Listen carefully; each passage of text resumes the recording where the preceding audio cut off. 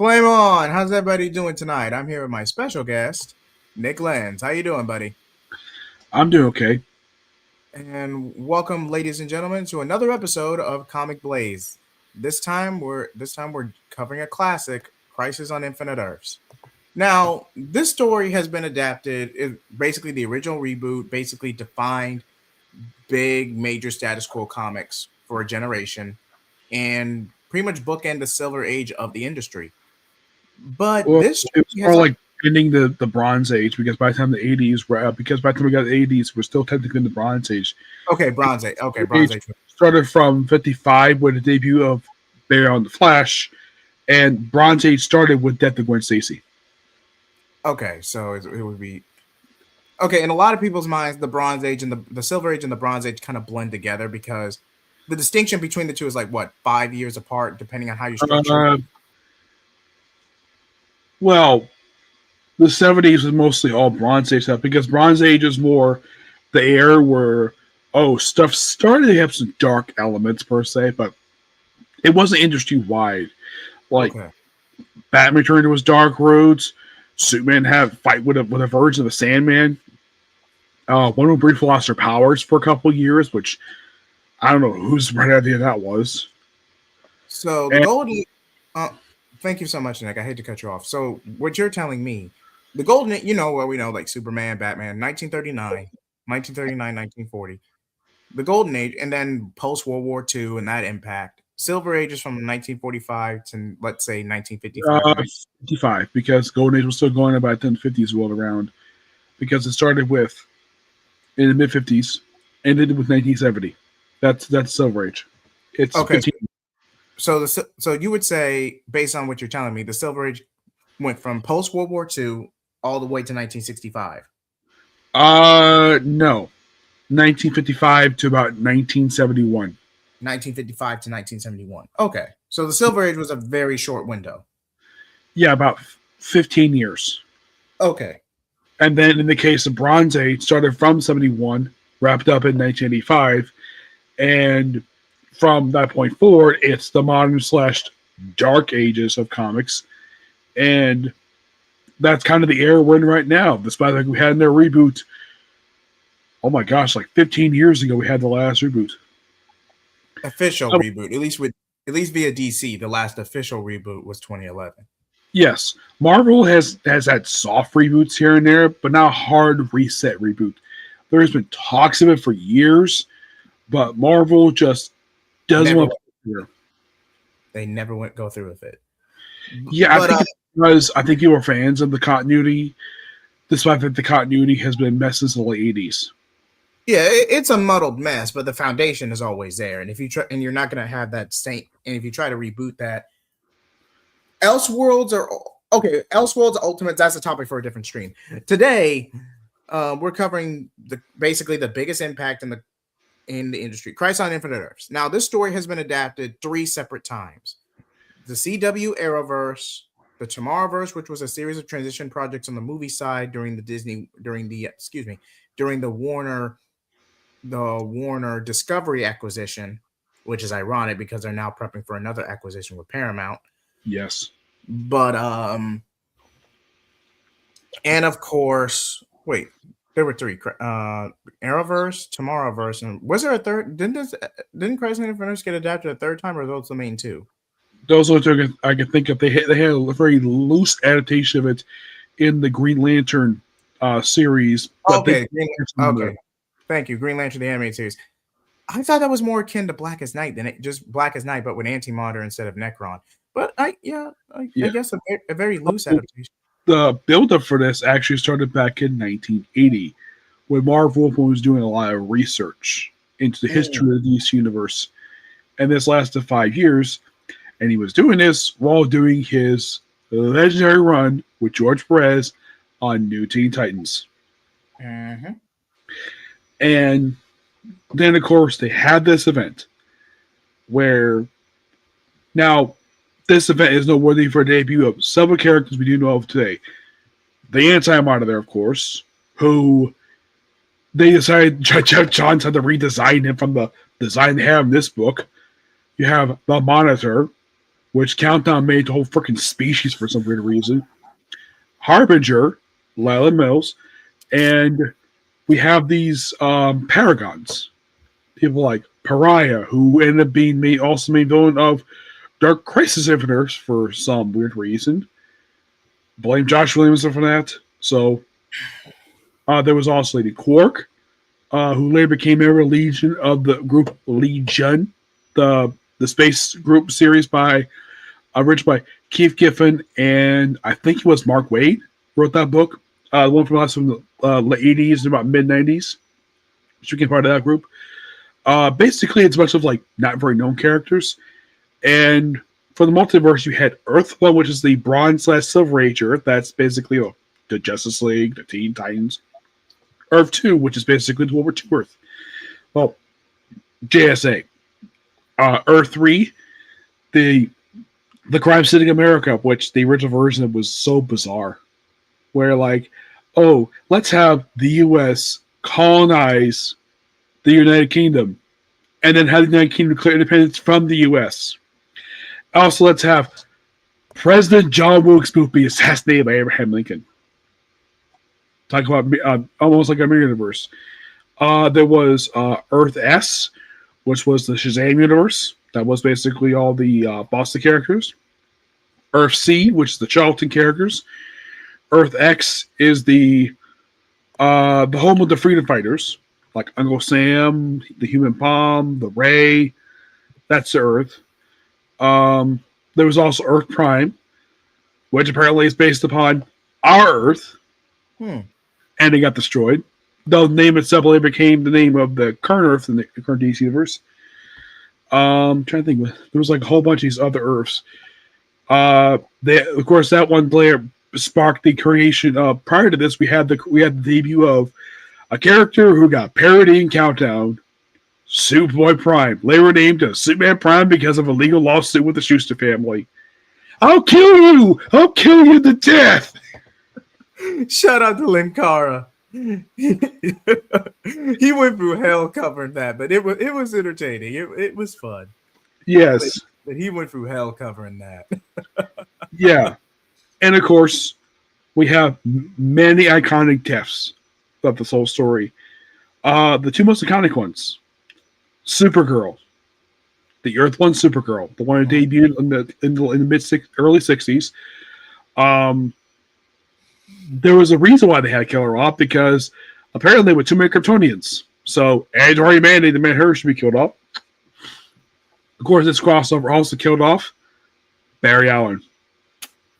The guy who kicked off the Silver Age dies in the story the same way that John Wesley said Flash died in the Crisis Universe TV show version, which, was running very fast, and him dying, because he was technically a Barry Allen, so you could say that the CW did adapt that scene of some issue 8.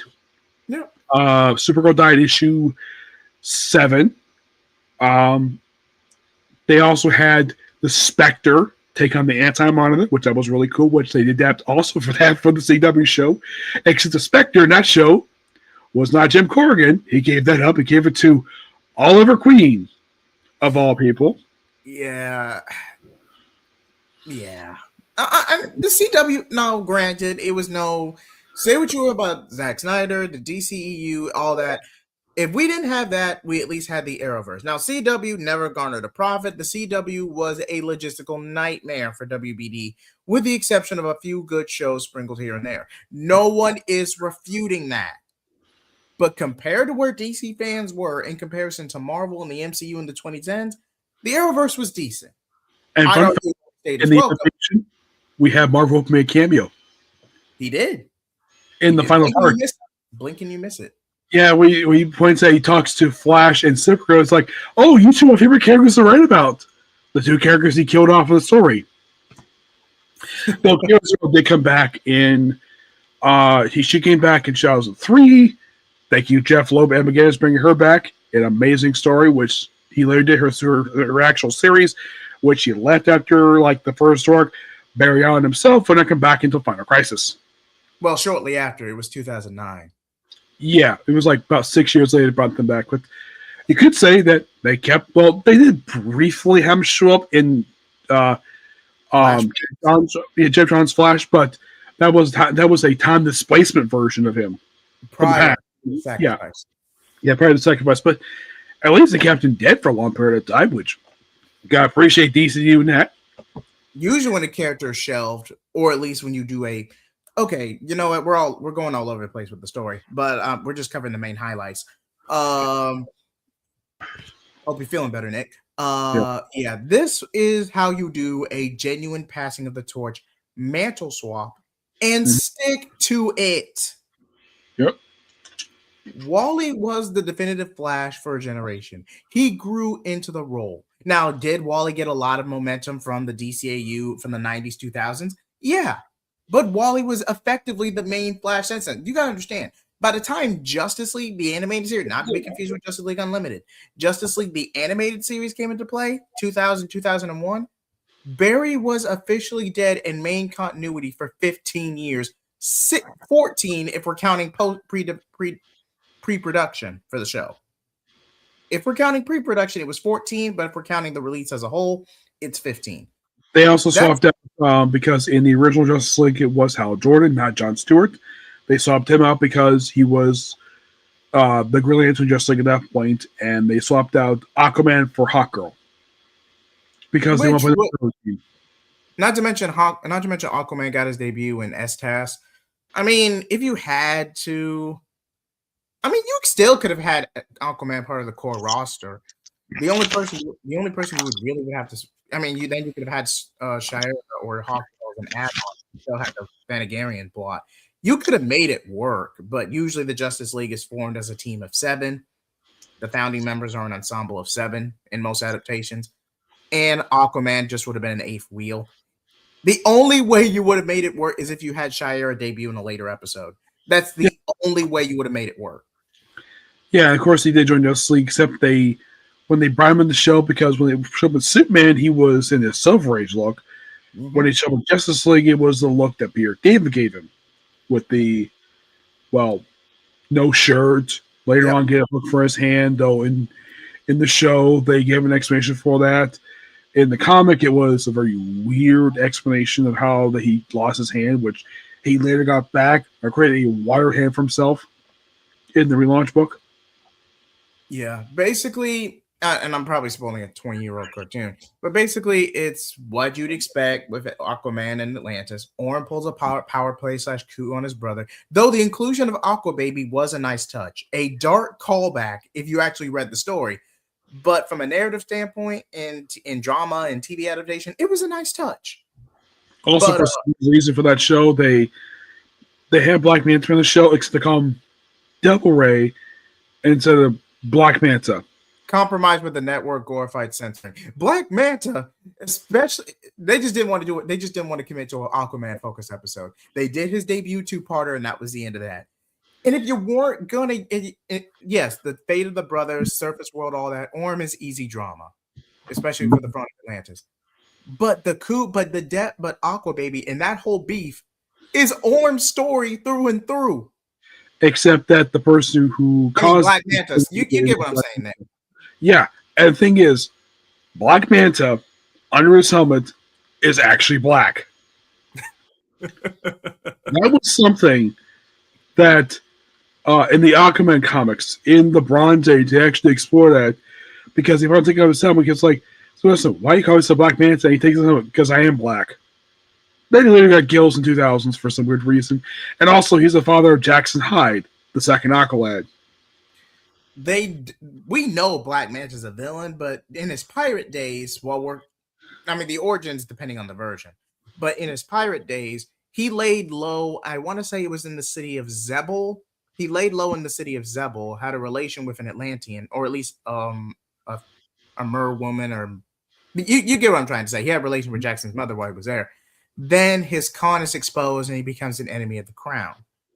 And she ends up pregnant with Jackson / Calder during that time. But the details have we've never got an official main continuity explanation in the details. All we know for certain is that at one point they have kind of explored that when Ben Percy was doing Teen Titans briefly, but we never get like. I think it was when Tomasi created him. They have him referred to by his Atlantean name because I think in the actually anyway, in the comic they refer to him as Jackson Hyde. On the Yes. show they refer to him call him Kandor. But here's the weird thing about that character. He debuted on Justice First, then he debuted in Brightest Day. Yeah, because and then wait, so his comic debut and his Young Justice. It was reversed how it normally is. Okay, because usually with Harley, with Mercy Graves, with Livewire, debut a TV show first, then put the comic. basically what Nick is saying, and I hopefully I'm getting this right, man. I don't mean to cut you off. But series originals make an impact and then get established and then become or canonized after the fact. Artemis is a series original. Harley Quinn is arguably the most iconic series original within the past 25 to 30 years. Well, in the case of Artemis, they did kind of have versions of this character before called Tigress.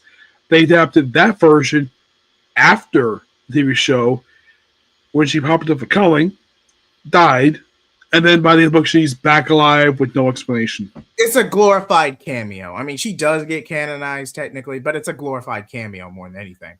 Yeah. But and throughout the story, we have many deaths. Mm-hmm. Like it is like a slaughterhouse. I mean, not only you see the death of Barry and Supergirl. Okay, we're back. We also see the death of Helena Wayne, where she's not killed in battle. She dies by basically falling between planets.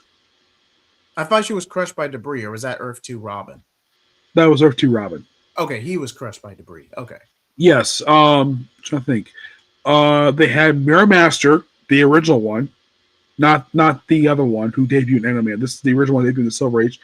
Him and the second Clayface, this was Matt Hagen. They got killed by shadow demons. Okay.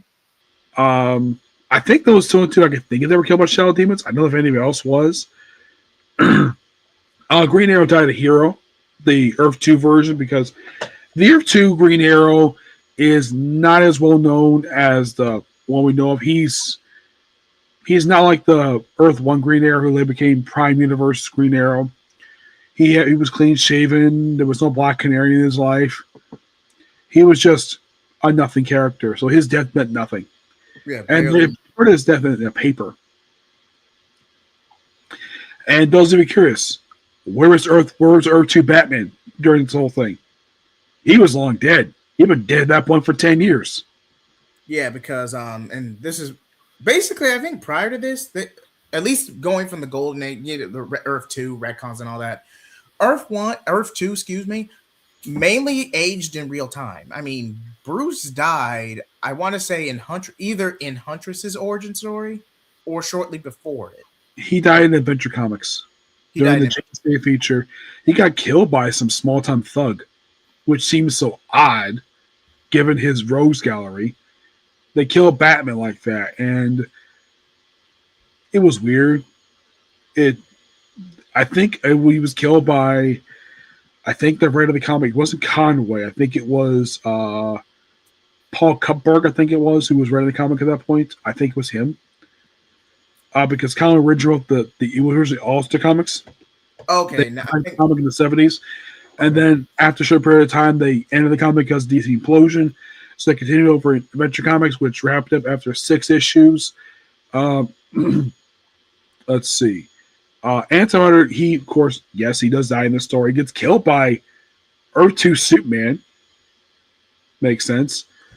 Lois dies in the story of natural causes, though she later comes back in a weird way by having Earth 3 Lex Luthor, who has hair, yep, and wears a golden suit, and just takes the surviving Earth 2 heroes who are not Power Girl in a paradise dimension. Yes. It was kind of a allegory for death and kind of just to write them off. But in Infinite Crisis, it was later retconned that, yeah, I could take it. I can, Superboy breaks the dimensional barrier. But by doing that, they were preserved in the paradise dimension. Lois was eventually going to die. Basically, Infinite Crisis is his own video, but basically the whole thing is so Alexander Luthor could play God with reality, could restore the multiverse and play God with reality. different realities, and he pretty much lied. I mean, Lois is an elderly woman. She was preserved purely by the Paradise Dimension, and she was inevitably going to pass on regardless. Yep. So Earth 2 Superman is made a secondary villain literally based on a lie. Yes, and the thing with Alexander Luthor is the Earth 3-1 version. He is the son of the first Alexander Luthor, and his mom is Lois Lane. Well, it is Earth 3, so Yeah, and the Crime Syndicate, they've always picked it as the most weirdest villains. Like if you look at Alaman's original costume from the 70s, it is nothing like the one that he wears nowadays, where it's no. This and was that's still what shows on his face. yeah. I think I've seen images of it once or twice. And the thing with that version of them, they all did die in that story. They did. And then they came back during Convergence briefly. And then they died again. Convergence was wild. Yeah, so what they did is that they kind of destroyed the whole multiverse. And then what they did took remains of Earth 1, Earth 2, Earth C, Earth X, and Earth S, and combined them into New Earth, which will be having for the next 20 years ish. Like 25 years, they had that.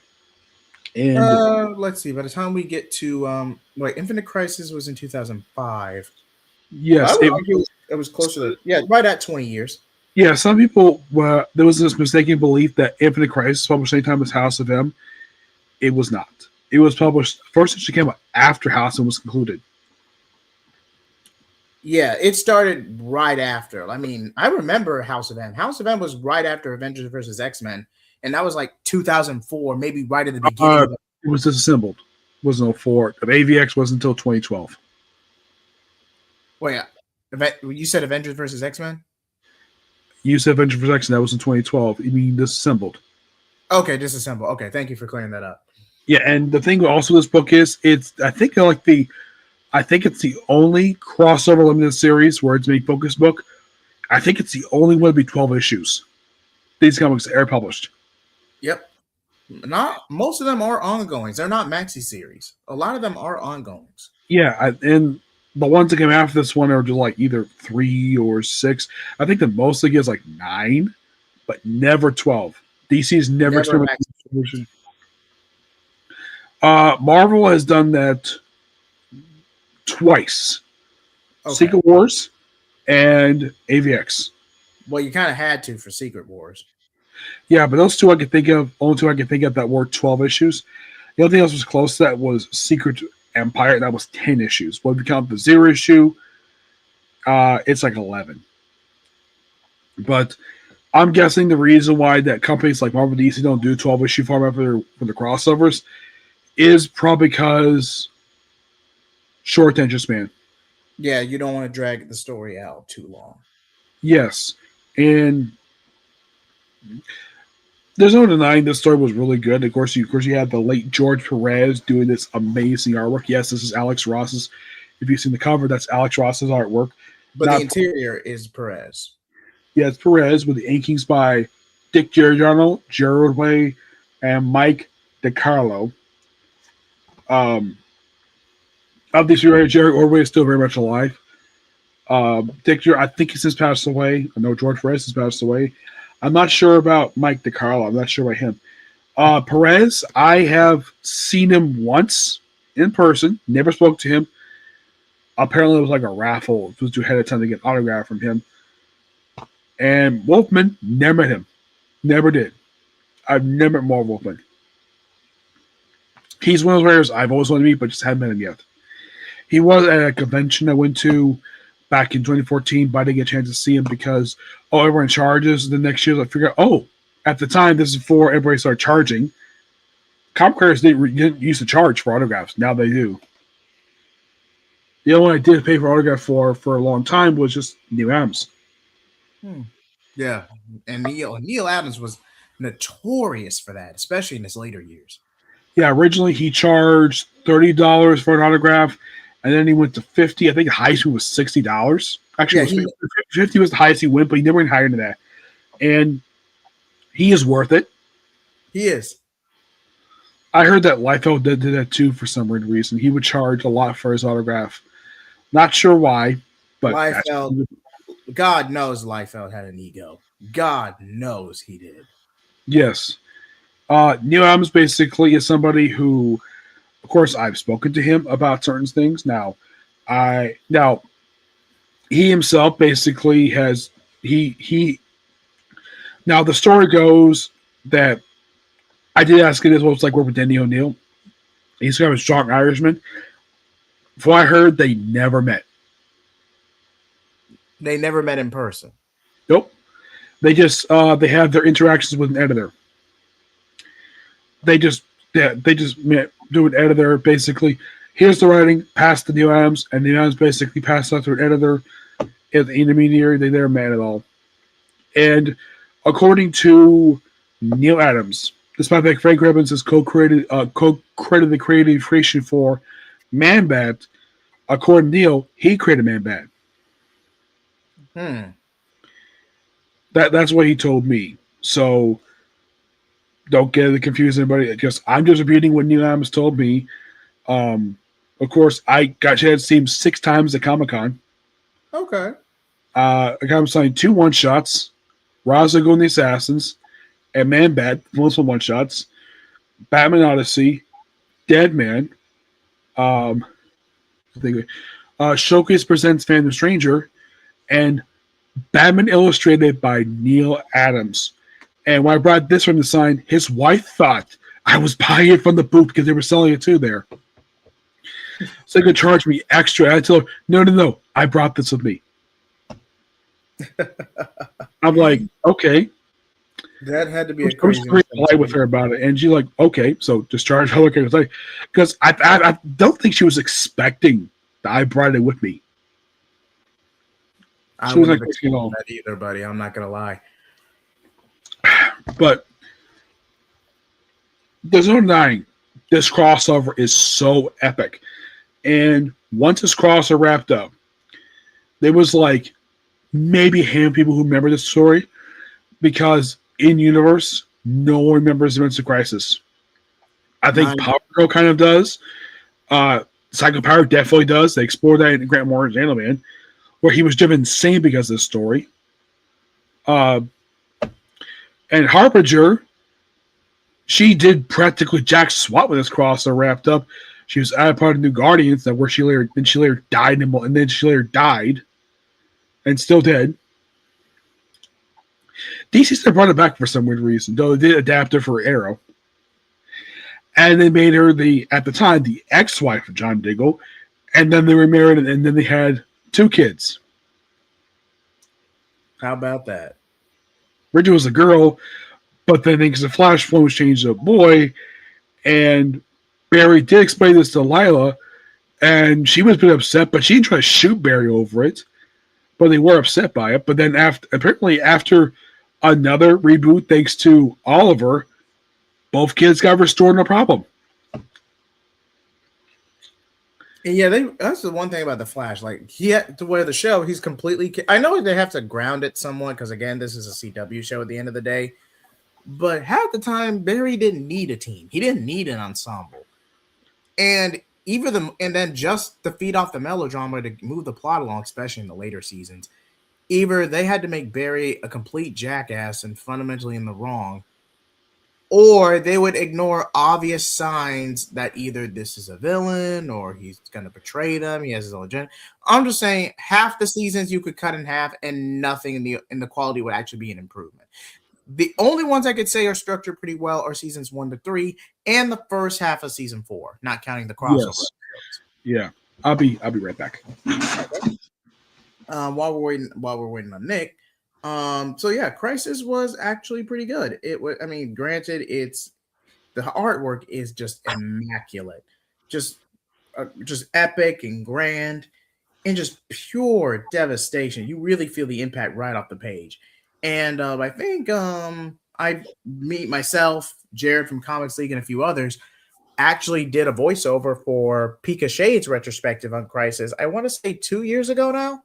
I'll have it in the pin I'll have it in the pin or the description or in the pin up top. And if I don't do it later tonight, it'll be in the repost when I do a playback. But yeah, all in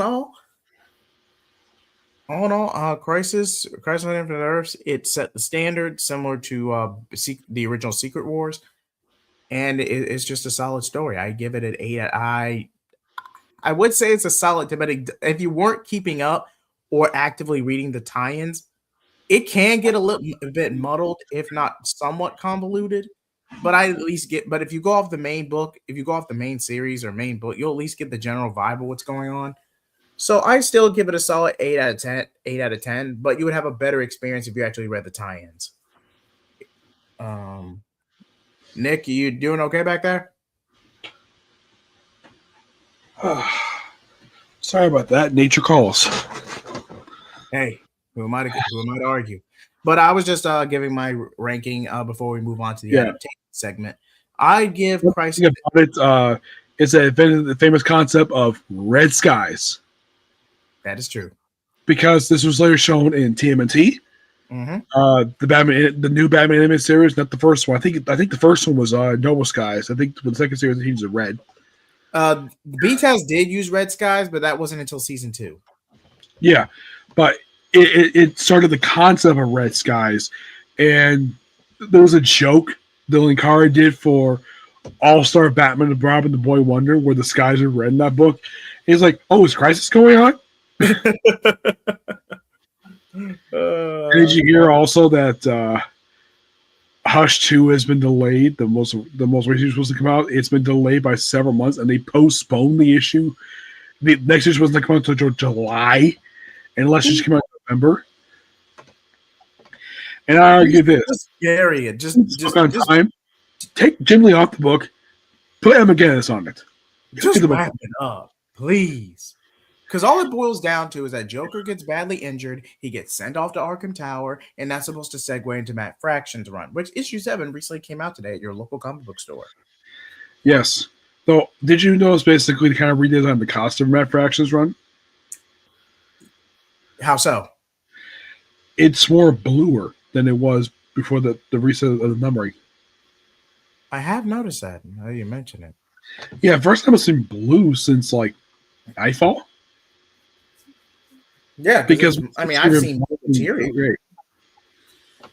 Yeah, I'm not sure exactly why they changed the color of his suit, but they did. And also, you're probably curious about certain characters that are involved in the story. Was because Vi plays a role in the Crisis on Infinite Earths adaptation. Does it appear in the story? No. Half of them didn't debut yet. Vi debuted prior to this, but he got killed in the tie-in. He did. Him along with Steel, the second Steel. Okay. Yeah. Jay Matias killed them off. And I did ask him about this on Twitter. Why would these two have to die? And the reason? Editorial mandate. That's why. Okay, Steel I could somewhat understand because, Superman, Last Son of Krypton. But why kill off Vibe? I mean... Steel had nothing to do with Superman at all. He was a character who was the grandson of another character comic created who had cyberization done into him. And plus, he was beefier than his grandfather. When his grandfather shows up when the original Steel shows up in Justice League America, man's a dick. He gets a fight with his own grandson. And then after when Steel dies, they kick him out of they kick him out of they operated this factory in Detroit. They got kicked out, and then they got moved to the Justice League, the Sacred Sanctuary, which is in Young Justice referred to as Mount Justice, which they remained there until even after the relaunch. That was the headquarters. Which the first time they returned there since the mid-70s, because they're off in space for 10 years. The satellite prior to the story was inoperable. It was not in use because it got heavily damaged during invasion by Martians. How about that? Yes, which they later retconned with something else after this. And then Red Tornado he had no idea they just like abandoned their own headquarters. So when the Shadow Demon showed up, he activated the self-destruct. And he died in the And blast. he did not. The sanctuary set was destroyed. He survived because he's a robot. Okay. So he later floated back to Earth, but he didn't stay dead for long. Of course, they found him somehow and they revived him in the Young Justice comic. The Justice League themselves went back into space until after the Crisis, with the design of their satellite based on the one from the TV show. Yeah, that was due to Justice League synergy, obviously. Yes, but I'm thinking like where were some teams headquartered this period of time? JSA was headquartered at Brownstone. I think it was in New York at that point. Doom Patrol were active, but they had their own Brownstone. The Teen Titans had their tower. Which, depending on the versions, either in San Francisco, Jump City, or this was the 80s, so this was New York. Oh, New York. Thank you. Which they actually went back to when John Layman took over the book. Okay, so they did go back to New York. Thank you for confirming yes. that. Trying to think. Challengers, those Challenger Unknown classic Jack Kirby group, which was the precursor to the Fantastic Four. They were mobile. They did whatever, but they did nothing in the story. It was mostly just for Earth One, just Justice League, which were not the main Justice League characters. Like, basically at this point, it was just Steel, Vibe, Martian Manhunter. It was Aquaman, but he left because he had marriage issues. Gypsy, Vixen, Elongated Man. Basically, the characters which are not, because if you see the roster at this point in time, you're like, that is not Justice League. It was the time. And also, this book was getting canceled long after this. Well, it got relaunched at Justice League. Jay Matias, at the time of the story, he took over from Jerry Conway, which had sort of revitalized the series. And despite having Batman join the roster about a year prior to the book's end, it still didn't save it. The book was due to be canceled because guess what book was not selling at the time? Teen Titans. Yep. Now, granted, this was the peak of Teen Titans because Teen Titans was a direct competitor to the X-Men. They were back to back in sales, like back and forth. Like that was the biggest rivalry during this time. I want to say Teen Titans fall off. I'm not now. Granted, the comic bankruptcy, the comic collapse of 1991 played a factor. It was in mid '90s when the specular boom happened. When the specular market collapsed. Yeah, by the early '90s, DC was okay. Marvel faced bankruptcy. DC did not. No, DC was able to hold on, but but DC in the '90s put out really good stories. They did. They did. But you could tell they weren't where they used to be, especially where they are now. I would say that in terms of their golden age or their initial momentum, at least with the new Teen Titans relaunch with Perez, the Titans' fall off was by the mid '90s. By the time Young Justice came into the scene, hence warranting, which led to Titans and Young Justice. I would say it's what's the term I'm looking for? Not Silver Age. Basically, it's decline. It fully fell off by the 2000s. No one's refuting that.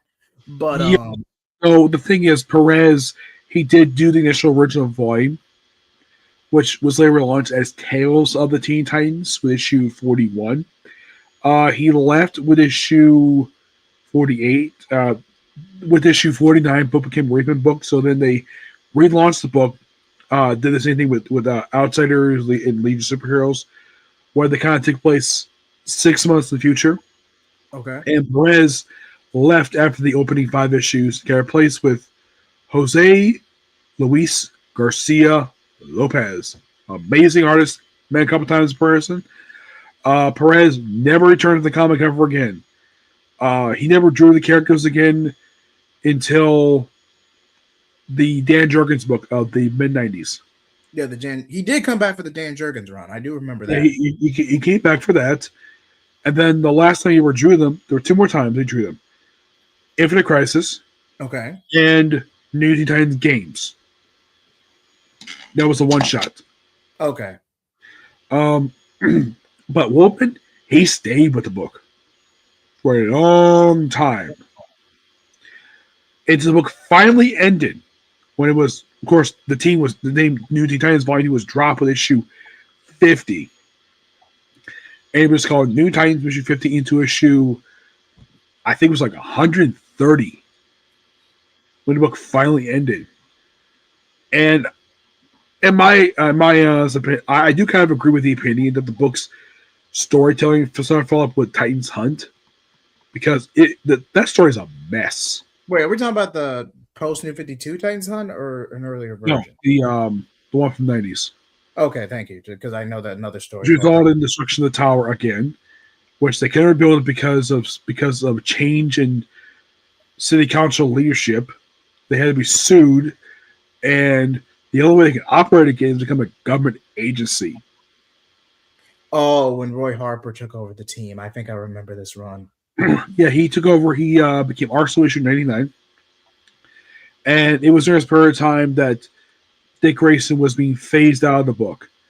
And the reason why is because Denny O'Neil had to fight to get them back in the Bat books. And he was successful. And nail. Yeah, he succeeded. And thanks to him, we later had the successful ongoing series we've had for Nightwing. Chuck Dixon. Well, that run was awesome. Not going to lie. Yes. He did the first 70 issues, left, came back with year one, and he was done with the book. A lot of the book afterwards was done by either Devin Grayson, the writer of the Broad Brothers storyline, George Perez, who wrote the book for a couple years. There was a fill-in for Resurrection Rouse on Goal, and then it was capped up Pierre de Tomasi, which they did collect the whole thing in trade. The run by Tomasi is short. It's like it is 12 issues. Barely. Short. It is barely considered a maxi series. Like when at that point, because the book was ending anyways because of Final Crisis, and they had to kill him off Batman, though he was actually alive thanks to Grant Morris from the past. That sets up basically Return of Bruce Wayne, which is an excellent miniseries. But here's something interesting. So this original multiverse did come back in a Flash miniseries in the 2020s, where Barry was sent there, and apparently this was a lead to Dark Crisis, and he was from the world controlled by Pariah. And apparently they were feeding out the original multiverse, and somehow this got done with Convergence, kind of, but it's weird. Basically, Pariah is driven mad by the Great Darkness. He goes on a tear across the cosmos, and everyone's combined together to stop him. In Legion of Superheroes, the Great Darkness was Darkseid. In the Prime Universe, Great Darkness is some other entity that's not Darkseid. The Darkness is controlled by Great Darkness, but he's not Great Darkness at all. Yeah. Again, Dark Crisis, the only real... I know we're all over the place here. I don't find Dark Crisis bad. I feel like Joshua Williamson made the best out of a bad situation. The story is decent for what editorial was trying to do.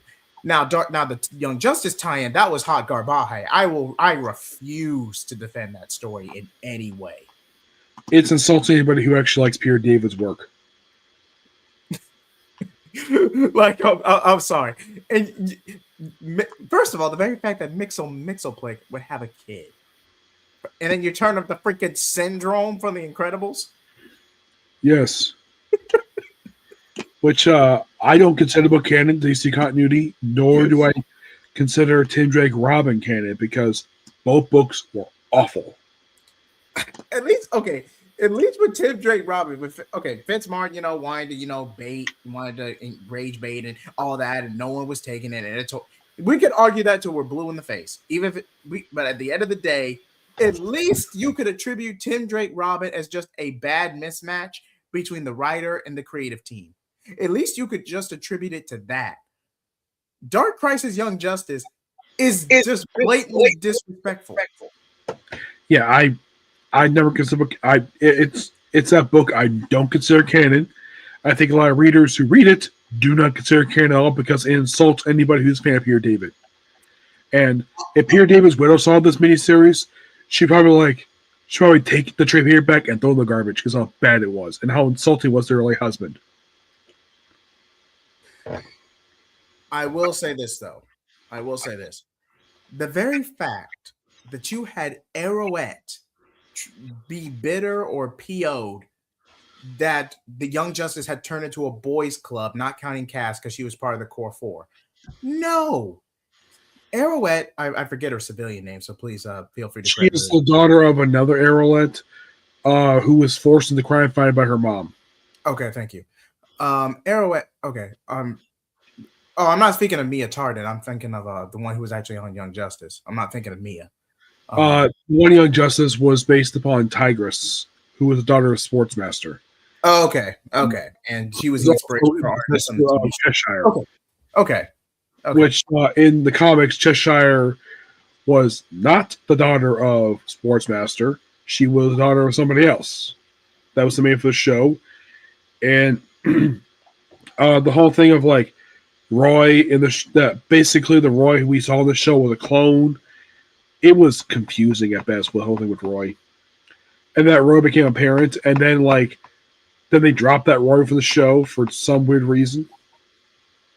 But back to what I was largely saying. Basically, if you've actually read any of Peter David's work, you would feel insulted by that comic. And I will say, no, she felt vengeful. She contemplated unaliving someone.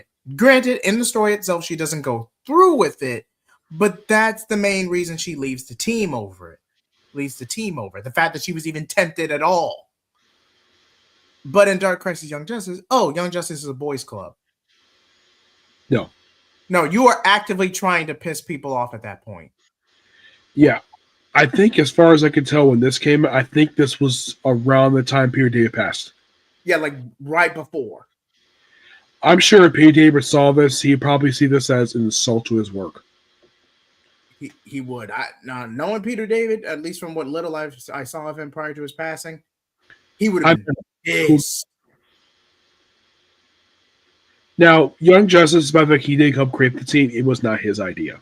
No, he was hired to do the job. He was hired, yeah, but he would not receive royalties for the creation of the team and brand. No, he would not receive royalties for that. But which I would think is so odd because he created the team. If it even wasn't his idea, he should receive. I'm sure he's probably receiving royalties from the trade paperbacks for Young Justice, but not for the IP itself. No. Which he played such a fundamental role in forming that team, you might as well just let him have it, even if it's a small cut, even if it's a partial credit. I did ask him before he passed how he felt about the Supergirl TV show. Loved it. Wait, you Stargirl or Supergirl? Supergirl. Okay, thank you. Because he worked on Supergirl in the 90s, the Lynn Danvers version. Mm-hmm. Even this one, her real name or code name is Danvers, which is something I think he came up with that. He loved that version. And I saw a picture that his wife posted of him with Jason Momoa, which probably shows he loved that movie. And the fact he got a chance to meet the late Stanman Lee. Truly one of the greats, man.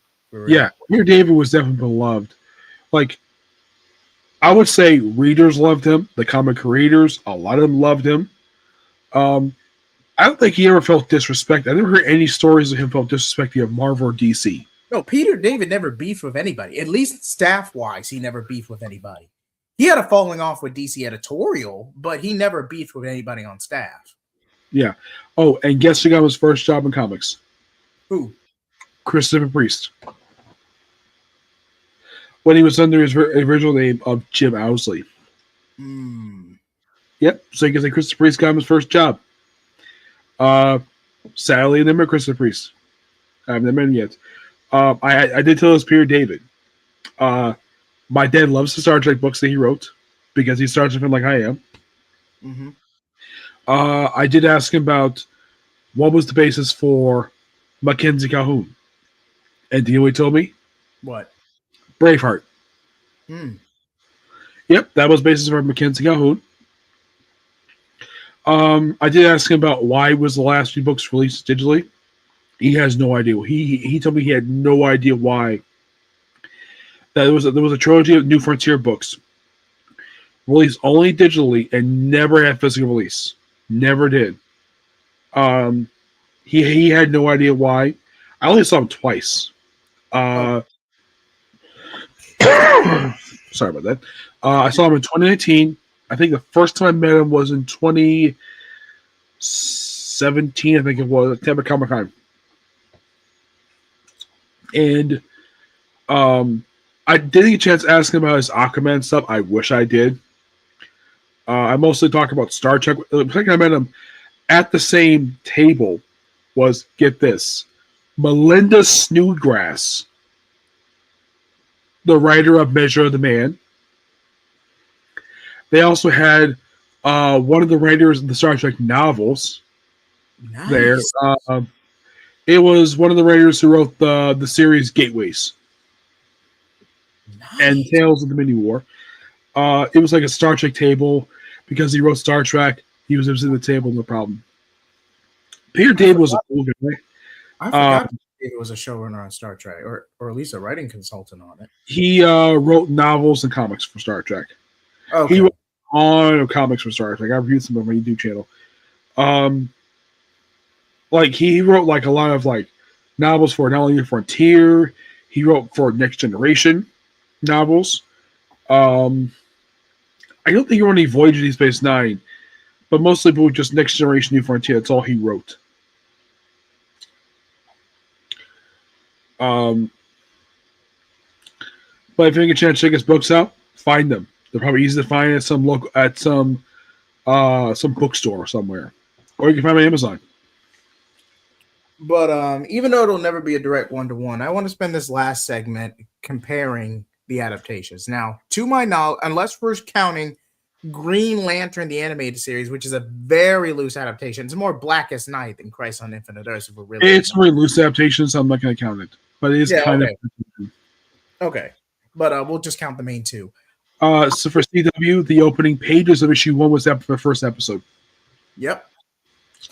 And if I had to compare the two, ultimately, Arrowverse was the better, or at least was the more accurate adaptation, to where outside of the roster change and certain characters being elevated over others, for what the CW was able to accomplish and could afford budget wise, it's a pretty decent adaptation. One thing I like about it was they went with the look for the Anti-Monitor from Jeff Johns. Yep. Which I'm like, why the heck would you go with that look for? Why not use the look from the comic? Yeah, because CW's always going to find a way to be cheap. But and plus Jeff Johns was a consultant on Flash. Yep. But I met Google him, and he loved working with Jeff Johns. As a matter of fact, Jeff Johns, of course, like you probably think he'd write any episodes of Flash. The very first episode of Flash was the episode that had Captain Cold debut. He wrote that. How about that? And here's something really weird. What Kip said was he wanted to do something for Arrow. Arrow wanted nothing to do with him. The people who run Arrow wanted to do with him. But Flash was open to him. I find that weird. I mean, yeah, okay. Arrow is a Batman ripoff. It's essentially a Batman show if you couldn't afford the license to use Batman. That's basically that version of Green Arrow. Yeah, I will say that. With that being said, Jeff Johns as writing consultant on Arrow, even if it was just for one episode, probably wouldn't have been that bad. I don't think he wrote an episode of Arrow. I think he mostly just worked on Flash. Like I say, but didn't you just say the Arrow staff wanted nothing to do with Jeff Johns? Not Jeff Johns, Kevin Smith. Oh, Kevin Smith. Okay, thank you. Thank you for clearing that up. Yeah, I don't get why. He actually wrote a Green Arrow comic, which was good. It was deep. Yeah, pretty good. You would think they would allow him to write for it. Nope. I think he directed 3 episodes of The Flash.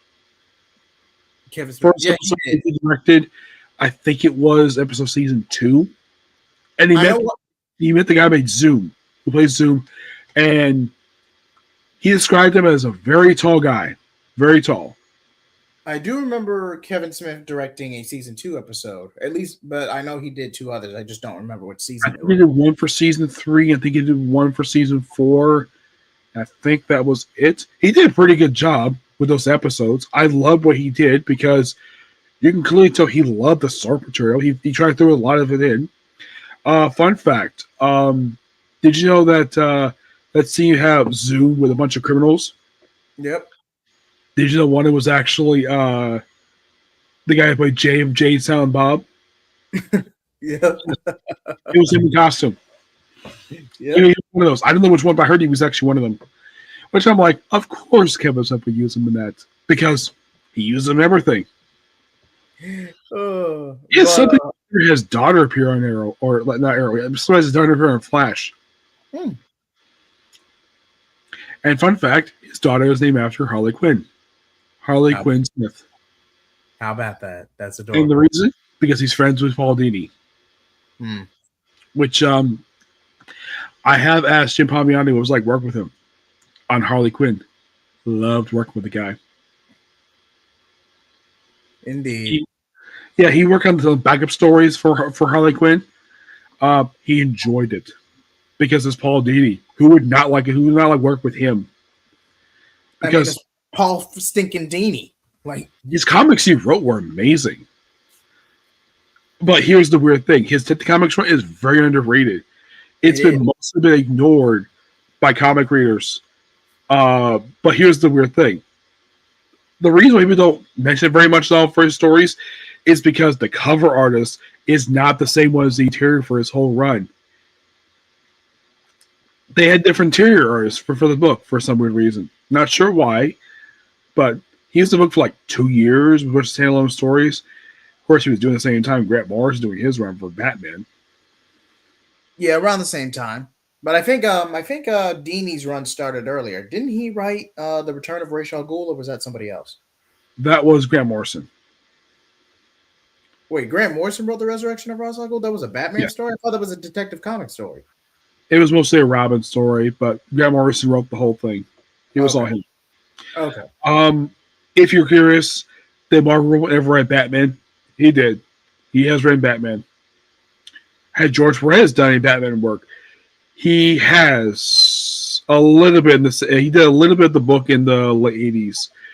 Of course, Wolfman is on a run for Superman. So was George Perez. Of course, Perez did Wonder Woman. Did Marv Wolfman ever do Wonder Woman? No. Never did. Wolfman has done a run for, I think he did a run for Green Lantern. I think. I don't remember. He did not. Short-lived one. Yeah, I think he did.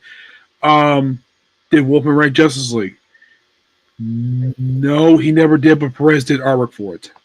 Yeah. I think Perez did the art for Grant Morrison's JLA run in the 90s. Yes, but George Perez was on and off, just like with Teen Titans. He also did Justice League even in the 70s. Okay, he was always on. Weirdly, he was doing the artwork at the same time he was doing his artwork for Avengers.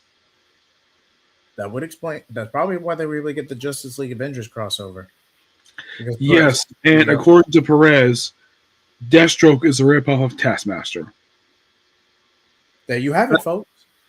Yes, and somebody did send email to him about the Taskmaster from Black Widow. According to what he said, he was not a fan of that interpretation of Taskmaster at all. Oh, no, I wouldn't. No, that was not a good adaptation. One person I would love to hear his thoughts on it is Dave Michelinie. He helped create Taskmaster, but I never met him. So, I'm not going to say the Black Widow movie was bad. It's just kind of too little too late, you know? She was a fan favorite. She should have gotten her own movie, even if it was just a one-off. And plus, it felt like a retread of Winter Soldier.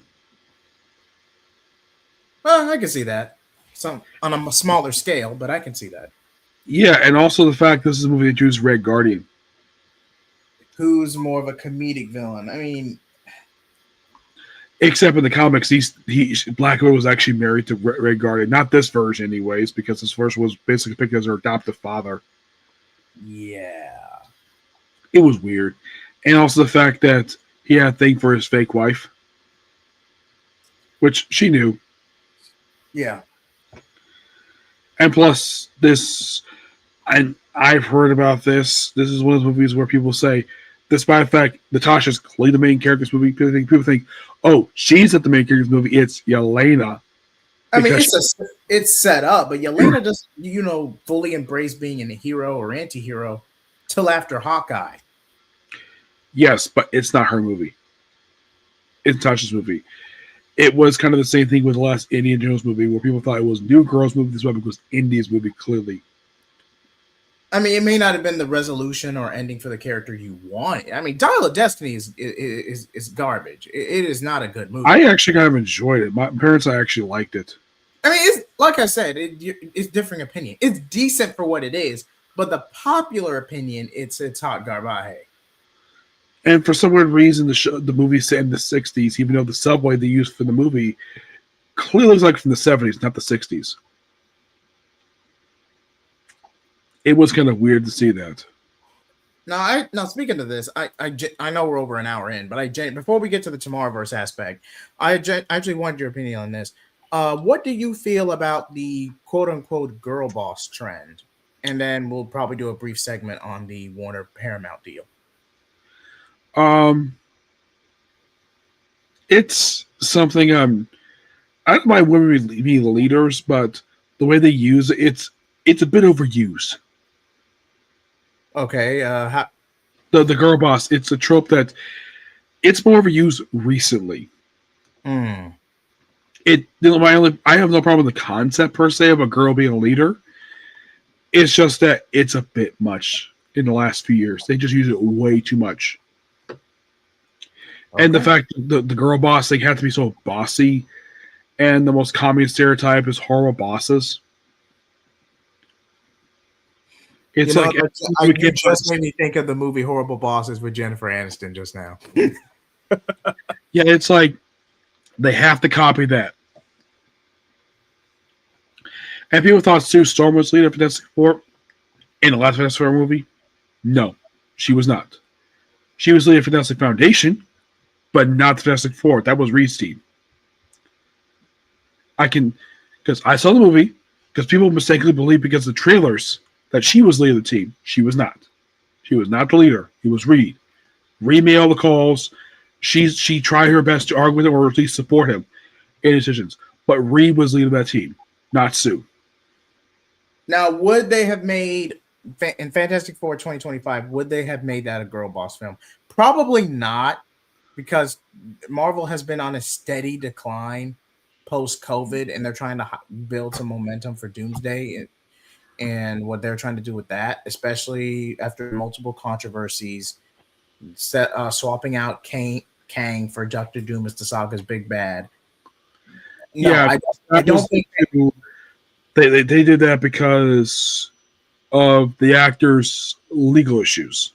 Yes, and if you know, you know. But I just don't think Fantastic Four itself would have been a girl boss film. At least I don't think so. I think the reason we got female Silver Surfer is because we already had the usual standard Silver Surfer in Rise of the Silver Surfer in 2008. I mean, it's just a change to make this movie stand apart. Yeah, I think a lot of people, when they saw Human Surfer, like, oh crap, they changed Norrad's gender. No, they just used a completely different character. Which I appreciate that. I have no problem with them changing who the Silver Surfer is, as long as they'll change the character's gender, because that I think is so stupid. And that's a Marvel thing that Marvel likes. They like change the gender, or they like changing their skin color. Look at Wonder Man with him in black, even though he's white in the comics. All I'm gonna say on that is the fact that in Fantastic Four 2025, excuse me. It's Fantastic Four First Steps. At least they don't call it 2025. Just Fantastic Four First Steps, because it's the first movie of a new franchise. I enjoyed it, and plus Galactus actually looks like Galactus. It's an improvement compared to Rise of the Silver Surfer, especially the CGI. Don't get me wrong, it's an improvement. At least they did their homework. At least they show him this time, not some purple cloud, because Fox could not give a damn about it all. Okay, Fan Four Stick is I would use as a better example of Fox not giving a damn. They crap that out just to keep the rights. But at least you could argue with Silver Surfer, the CGI was relatively limited because Silver Surfer came out not too long after, like just before around the same time as Revenge of the Sith, if I remember right. Eventually came out 05.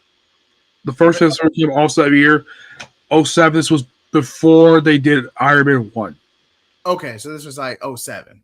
Okay. Yes. Still, CGI technology was relatively limited, at least compared to what we see nowadays. It was relatively limited. So I understand from a production standpoint, Rise of the Silver Surfer made the best out of a bad situation, but Fan Four Stick, no excuse. And also that's one of two movies Fox is notorious to have interfered with the production. Not even so much. Oh, go ahead. They interfered with Alien 3 as well. Which the director of the movie, he's done perfectly fine for himself. Apparently, he doesn't want to talk about the movie at all. I would not.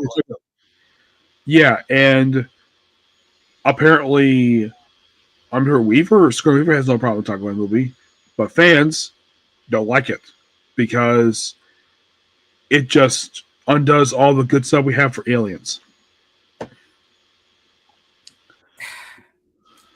I'm not saying okay. There are not a lot of good things to say about Fan Four Stick.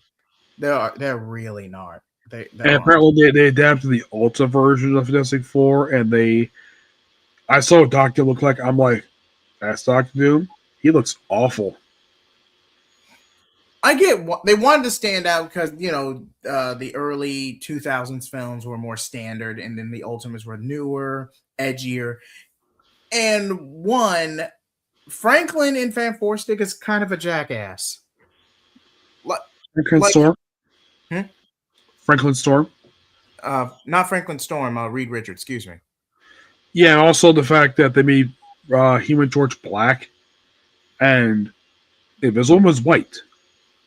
Arguably Michael B. Jordan's worst role. Luck I got redeemed with Black Panther. That he did with Killmonger. That he did. It's weird though that they could have any of those other actors come back. Like, Michael B. Jordan's a good actor. It was just a bad script. Yeah, and I saw clips of it, and the weird thing is, my brother likes that movie. Oh, you poor soul! I've seen clips of the movie. I can see why people hate this movie. Because let's have a conversation with the lights off, or let's have it where Reed Richards kills Doctor Who.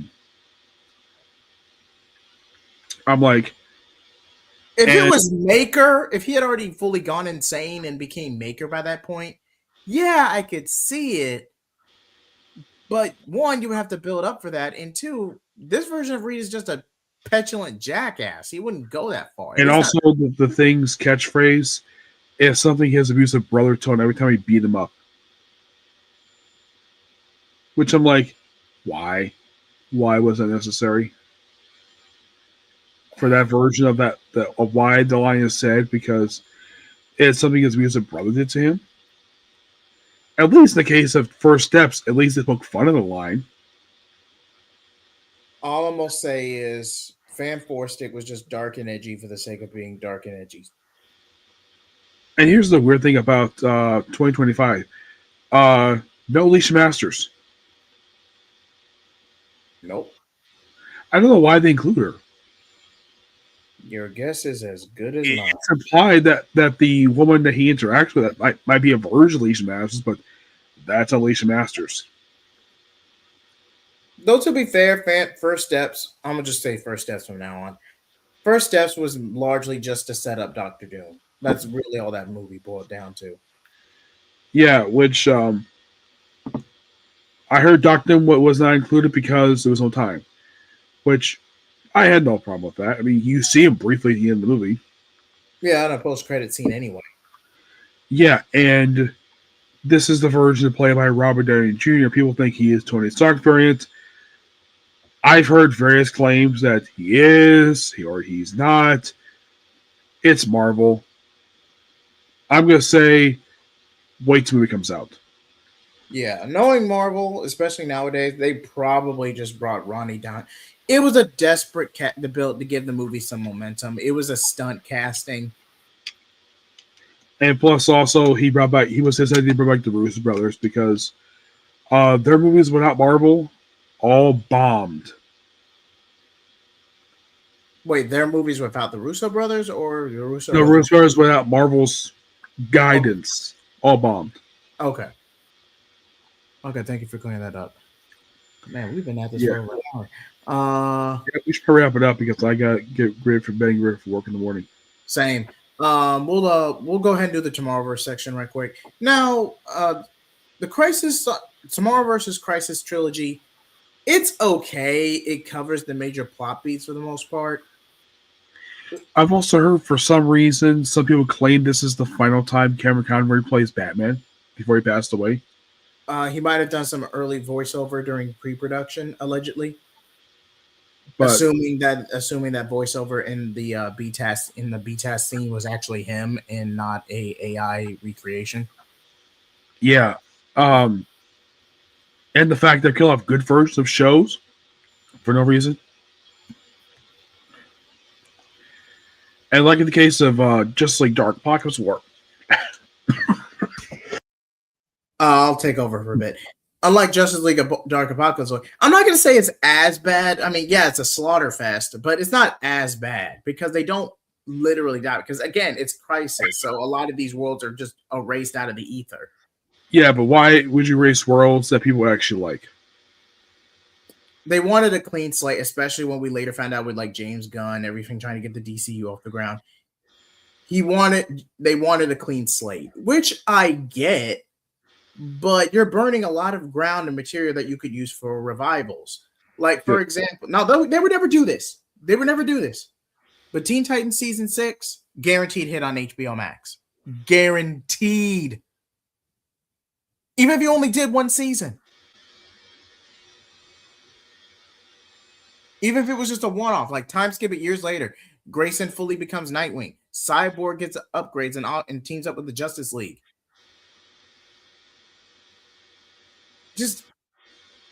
I'm just saying, you could have pulled off a season 6. Now, who would the villain be? They've already done the show because they inverted on Trigon, so who else could they do? I mean, you can't bring Slade back, even though Ron Perlman would very much. He's a solid actor, not gonna lie. Yeah, it's weird with him because in the show he died, then they came back, and then by the last episode he's alive again. Yeah. Reason, and then he just goes off. And the final episode was confusing. Basically, with the powers of White Raven, everyone who recently died up to that point was brought back, basically, including Tara, and that helped set the stage for things change. Whether Tara actively ended up getting her powers or not, she's actively choosing not to use them and then leaves the hero life altogether. Now, it's a bit more upbeat in the tie-in comic version where Brion / Geoforce is alongside Beast Boy when he confronts her, and he handles the situation well.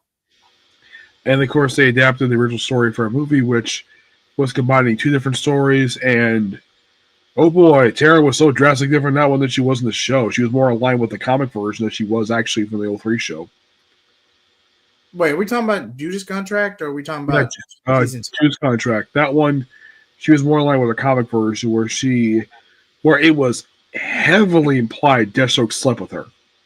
Yeah. In the movie, it's toned down, but it's there, but it's never explicitly stated. In the comic, it's verbatim. Yes, Beast Boy confronts about it, and he doesn't say anything at all, but I think he's probably admitting, yeah, he probably did this. In fact, she's a minor. And basically, if this was done in modern day, Deathstroke would go away not for having guns. He would go away for statutory rape because what he committed was a crime. Now, again, I'm not condoning any of this by any stretch of the imagination, but I'm pretty sure in later storylines they retconned it to where Tara was post-adolescent at the time. It's weird with her. Yeah, I figured. I'm just going by what the original story was contextualized, like having her appear in a band in a bathrobe. And honestly, Nick, you're going to get me demonetized one of these days. It's what George Perez drew, so don't blame me for it. But Blame I will say this though. I will say this. Okay, Teen Titans 03. Like I said, Teen Titans 03 was a more family friendly take, and it actually made Tara more sympathetic. Yes. Okay, I'm going to say Judas Contract the comic, and then I'm going to say Judas Contract the movie. That way I don't confuse. Mm-hmm. Judas Contract the movie was pretty much a direct play-by-play of an adaptation. They combined the original story plus issues that come before that because they threw in Brother Blood in the movie, even though he was not part of the original story. Which, in my honest opinion, of the two versions we had, Brother Blood, this one was better because this one was more in line with the original comic than the show, which was a man with cybernetic parts. He's brother, and the only one movie is more in line with the comic itself, but the comic version of Brother Blood, the original one, is boring. Nothing against Marv Wolfman, but my gosh, his dialogue was terrible. But the Teen Titans 03 version of Brother Blood, I'm pretty sure that led to an adaptation of Technus Imperative. Kind of, yes, but Brother Blood, this is what we call Brother Blood, you didn't see him swimming in a pool of blood. In the Jewish Contract, you actually see him do that. Okay. Because, the reason I bring that up is because I'm sure every decent or casual fan knows this already, but I'll say it anyway. The main core 5 seasons, not counting Trouble in Tokyo, but the main core 5 seasons either slightly adapt or are heavily influenced by one major story arc. Yes. Robin season 1 is basically the Red X/Renegade storyline. Though to be fair, it's more so based on the theme of, togetherness, teamwork, and, Grayson going through his growing pains, getting out of Bruce's shadow. But the whole Renegade Red X thing, that was a more modern story where both pitches were made at around the same time. Red X was just executed. If I remember correctly, Renegade was a story done by Dixon. I said around the same time. But Dixon wrote the original story. Okay, thank you, Nick. And it was confirmed in the 03 show that was Dick Grayson in the mask, not Tim Drake. Yes. This is Tim Drake's costume, but it was Dick Grayson. Common misconception. Yes, it's officially confirmed that it's Dick Grayson, but mannerisms, style, costume design, his Robin suit, I would argue it's Tim inspired rather than just that version of Robin being an amalgamation of the core 3. Plus, also Robin never when Dick was Robin, he never used a bow staff. No, it's mostly. I mean, Tim modernized the concept of being Robin. Let's call it for what it is. Yeah, and Tim was one to use the bow staff. Yeah, not Dick. Definitely not Jason. Damien doesn't use bow staff. It's all Tim. Yeah, Grayson uses the skirmish sticks. Damien picked up a similar style, but he doesn't use it as often. I think he uses shurikens. He uses shurikens and occasionally his sword. But which he doesn't cut people with it. Yeah, but like I said, Damien he has killed 2-3 people. But whenever he's killed, it's been in self-defense. Like he killed nobody, the original one, in self-defense. And Batman forgave him because it was self-defense. It was something he wasn't cold-blooded murder. No, he did kill Deathstroke at one point, though he came back. Now you're referencing the Adam Glass run. Didn't Amico Red Arrow take the shot in that, or if I'm remembering correctly? Damien got the blame for it. Okay. But okay, back to what I was saying. Okay, season 1 was obviously Renegade. Season 1 was Renegade with Dick Grayson. Season 2 was Judas Contract. Season 3 was a very loose adaptation of Technus Imperative.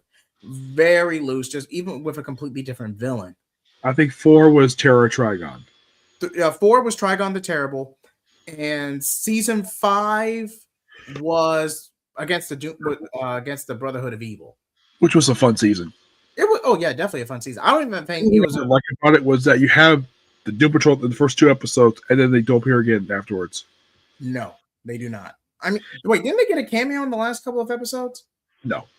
Okay, I must have missed. So for some reason, this version Doom Patrol didn't include the Chief. They had Mento lead the Doom Patrol, despite the fact that in the comic he was an associate member. And his membership was only there because he was married to Elastigirl. Yeah. But Also, they had a joke in the show when they had this flashback before the first episode where Beast Boy referred to Cyborg as Roman 2.0. Which, that's kind of a nod what happened in the comic because Robotman has interacted with Cyborg a lot. That's actually kind of funny. But yes, believe it or not, Starfire never got a full focus. Yeah, she's had character moments. She's had full episodes dedicated to her. But unless we're counting Trigon the Terrible, she never had a full season or arc dedicated to her. And plus, the show itself, they changed her outfit completely from how it was in the comic. In the comic, her skin was much more exposed in the comic than it was in the actual show itself. The show was more conservative with her look. I agree. Ravens had the same outfit. Beast Boy had the same outfit. Dix was different because he had his classic look from the Golden Age with the short shorts. Cyborg, his look was very different in the original comic. Very different. It wasn't blue like it was in the show. It was more grayish. No, granted, I don't even think other than the political marriage with it was a slug monster instead of Prince Khan. But other than that, Starfire doesn't really have a major arc outside of her beef with Blackfire, which was split up over the course of multiple episodes. Yes. But no, I would guess, I mean, if you had to do a season 6, you make Blackfire the villain and where they have to go to Tamaran in a trial by combat. The weird thing about Blackfire, Marvel would never wrote in the comic where she would pose as Starfire to seduce Dick Grayson. He never wrote her that way. Never did. You would think two sisters look almost exactly alike. And you would think, oh, maybe have Blackfire in a wig and have her try to seduce Dick Grayson. Wolfman never did that. Never did. That is a common trope, but nope, never did. Well, commend Wolfman for showing a macabre of restraint and not playing into a cliche. And in case anyone's curious, though, did any writer ever do that? No. No writer ever had an idea of having Blackfire pose as her own sister to seduce Dick Grayson. Never happened. Or at least it was never approved. Yeah, I'm sure probably some writers probably wanted to do it, but my guess is because Wolfman created Starfire and Blackfire, he probably has a say in that. And it's just too easy of a trope. Yes, Grayson is a horn dog, but it's way too easy of a trope. At least they'll add him as bisexual. Like they with Tim. That was dumb. Like I said, Nick, you are going to get me demonetized one of these days. Yeah, but Jason Todd is something else altogether. He's just a violent person. He's more violent of all the four Robins. He's more violent than Damian. At least Jason Todd shoots people. Wait, oh yeah, OG Robin is the textbook definition of a crash out. Black Force energy and everything. Textbook definition. And here's the weird thing about Jason Todd. Pre Flashpoint reboot, he had a white streak in his hair. Post, the white streak is gone. He did a byproduct of the Lazarus when he was brought back. Yeah, but for some reason, like if you see the reboot universe, the white streak is not his hair at all. Oh, post rebirth, it's gone. Post rebirth, but I first noticed that after the relaunch in 2011, no explanation why it was gone.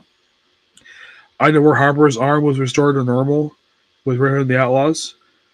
That book was something else altogether. Yeah, the original book, anyways. Yeah, I actually met Scott Liddell, and I told him this. His second volume was better than the first one, and he appreciated that. Yeah, his new 52 run was atrocious. Where it's like the way he depicted Starfire, it's like sees a guy, wants to have bed with him. That's how he depicted Starfire in the book. And also had her relation with Roy Harper, which was so bizarre. I'm thinking, like, as a reader, you're probably thinking, that's Dick's girl, not Roy's. All I know is that at the time, people were pissed. Yeah. And she was suffering through partial amnesia too, which people liked it at all. Like the people, what they refer to as a trio of the outlaws. Jason Todd was fine. War Harper was an idiot, and Starfire was somebody who craved to be in bed with the guy. I would just say promiscuous, but that works too. But was Yeah, anyone else annoyed by the trucker hat, or was it just me? Damien poked fun of that in Death of the Family. Which, if we notice, by the time Rebirth, that hat was gone. Which good. He didn't need it. No, it was just bland because I don't even think Roy had even a proper costume. It was just a trucker hat and some basic body armor. Yeah. But he went by Ursula. He never went by Red Arrow. Of course, that identity was stolen by Oliver Queen's sister. Emiko. Which, Yes. which, if I remember correctly, didn't they try to pair her and Damien together leading up in the Benjamin Percy run? No. They had tried to hook up with Wally West. Well, Ace, the second Wally West. And it went nowhere. Okay. This happened during Adam Glass's run. And then as soon as the run wrapped up, it was never mentioned ever again. Because next time we saw Wally, we saw the Chinese Flash trying to hit on him because basically she has feelings for him. And that's gone nowhere. It's like DC is now pulling trick on two Flashes being in a relationship, which seems so odd. Which, And that's what she's doing nowadays? No idea. I mean, Emiko pops up here and there. I mean, her last major appearance was, I want to say, Teen Titans Academy, not counting event. She did pop up in Josh Williamson's Green Arrow. Okay. And I don't know. It's confusing how old she is because they keep aging her up every time we see her. I want to say she's older than Damien at least. So I'd say she's at least 15. I think Damien currently is 14. 14 right now. Because it took a while for him to age because I think when he debuted, he was 10. Yes. And by the time of Rebirth, I think he just turned 12. Just turned 13. 13. And now I think he's like 14. And plus, also, they finally aged his body. Yeah, because they kept his 10-year-old design for the longest time. Yeah, I noticed this when he interacted with John Kent. Because when you see him before this, he's shorter than John Kent here. Now he currently, this was in Batman Robin by Bill Kennedy Johnson, where he shows up and he is just up to his height is up to John's neck. Okay, so they did give Damien a growth spurt. Okay. About time. It only took 10 years. But I think we should end it here. Yeah, this has gone on long enough. But thank y'all so much for enjoying another special episode. I know we didn't get too in depth, but Crisis on Infinite Earths is such a well-beloved story. We probably wouldn't be able to do it justice, but we at least wanted to talk about it briefly here and just have a good chat with you all. Nick, anything you want to promote or what you got coming up on the channel? I have some videos come up tomorrow, like reviewing newest episode of Jujutsu Kaisen and another anime, and hopefully tomorrow I'm feeling better. Well, hope you feel better, man. I know you're going through something. Yes. But as for me, you can find me at jheatblaze or jheat75. I usually do movie reviews, games, comics. I'm starting a new Wasted Potential series. I'm trying to get that off the ground. I've just been caught up with work. Stay tuned for my next collab with Nick, where we do with Boruto 2 Blue Vortex. I think we missed the latter half of Volume 5. Yes. Okay. And what should we do for next Comic Blaze? Next Comic Blaze. Okay. Do you recall you mentioned Tim Drake, Fit Martin? Do you recall the Batgirls run recently? Yes. The one last 19 issues? Yes. I remember that book. It was really good. I actually enjoyed that book. Okay, maybe we can cover that. Okay, we'll cover that one. Yeah, a bit of a modern title, but we try to do we do one classic story and one modern. And then after that we'll do a recent Marvel story. Yes. Let's see. I think we've already done House of M. Right? We never did an official episode on House of M. We've talked about House of M, but we never done an official episode on it. There's a couple I think we should do. House of M. Okay. And because this year is 20 years since the event happened. Yes. Civil War 1. Definitely by the end of this year, we need to do a Comic Blaze on that. Yes. Definitely by the It's end of been this 20 years, and maybe we should throw in Civil War 2. Because it's been 10 years since that one. But Civil War 2 is such a downgrade. Yeah, and plus also, I think it's Bendis' last crossover hero before like Marvel. You know what? We'll just combine the Civil War Marvel's Civil War duology, and we'll just do both in one. That would be the best way to do it. Yeah. Rather than making Civil War 2 its own separate video, because if we did that, we would just be ranting the whole time. Yeah. One I think would be the worst one we probably could cover. I'm sure we ran into that one. Secret Empire. I mean, that yeah. was that is worse than Civil War 2. Oh, hands down. Hands down. Yeah, I have my issues with the story, and hopefully we cover that because I have a bunch of complaints about the story that I still have this very day. It's been 9 years since that story. Hopefully we could do it this year, but do you want to save that for 2027? That way we can do a 10-year anniversary. We can probably do it next year for that one. Yes, yeah, because of the 10-year anniversary. That would be more appropriate. Yeah. But thank y'all so much for joining us tonight. Like, comment, and subscribe, and flame off.